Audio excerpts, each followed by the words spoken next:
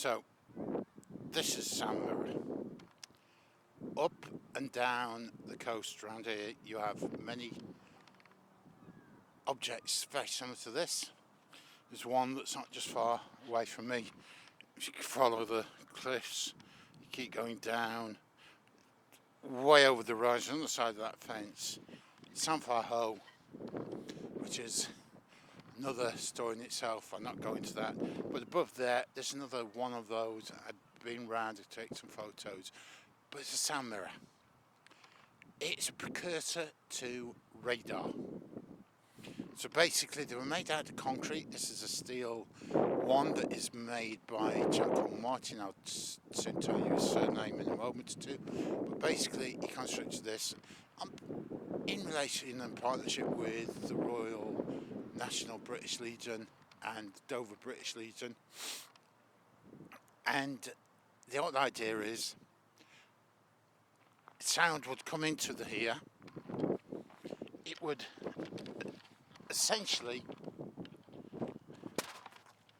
come in, hit the centre of this, and then with more or less like telescopes like listening, you'd listen to the sound from the other side.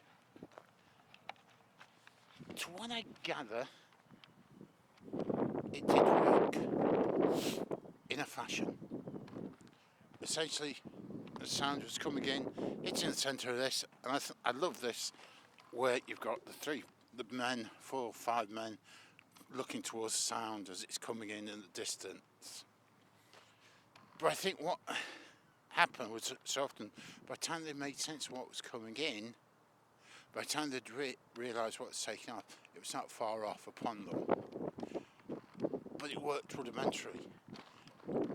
But it was designed and intended to try and hear what was coming across. It's the old, I guess, putting a shell to your ear. What can you hear? Can you hear the sea? It's by a chap called Martin Barrade, if I've pronounced that, B-A Barrow Wood. And this was very similar to one and several others further down, especially going towards Eastbourne from here, along the coast, for picking out what was going on. And these tell you this is the back of it. Very, very similar shape to the one that's not far from us, where I've been myself. This was for the 80th anniversary of E-Day by the Royal British Legion Industries. I didn't know they had an industrial unit, and they parked it here. It's bad echoes, so obviously you've got the soldiers start off large and the echoes it goes in are faint.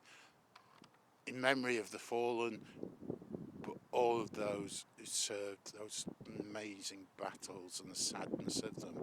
But basically it tells you on there, the whole intention was to be able to have a way of knowing what was coming towards. Like I say, to what I gather, they did work in a fashion. Not perfectly, and yet they bring this memorial here for that. It's a lovely bit of thing. It looks a little bit of a rust and tin box, but as you come to understand what its history and what it represents, it's quite a poignant feature. I like it. Again, it's right in the port, where from here you have the ferries going out. One is just leaving port now, and so as the ferries move out, we get this unique object. It's lovely. Sound mirror, as they call them, to reflect and hear and alert, and yet probably not as far from perfect. Like I say, I think by the time they started, they knew something was taking off. They could start hearing as the noise got louder. By the time they'd worked out all the details from what they could hear, things were virtually on top of them. It was a lot of time-consuming effort to listening. Yes, they could hear something taking off. That confirmed it, but by the time they reported back, it was far too late. But it set the whole adventure for radio waves and how sound works, the way sound travels, and eventually we have radar.